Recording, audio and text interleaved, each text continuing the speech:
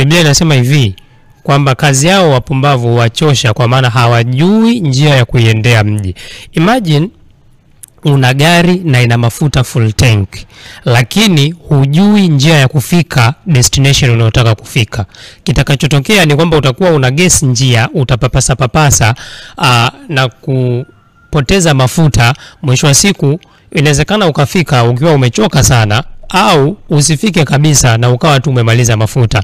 Na maanisha nini? Na maanisha kwamba usipokuwa na maarifa kujua namna ya kuiendea hiyo biashara ambayo unaitafutia mtaji, huo mtaji mwisho wa siku utapotea, kwa sababu watu wengi tu waliwahi kuanza biashara na ikawa wanaita dead on arrival, yani walipoanza ndio ikafa. Kwa nini? Kwa sababu hawakujua namna ya kuziendea hizo biashara. Mtaji walikuwa nao, ndio karibu kila rasilimali waliokuwa wanahitaji walikuwa nayo, lakini nini kilitokea? Kwa sababu walikuwa hawajui namna ya kuiendea.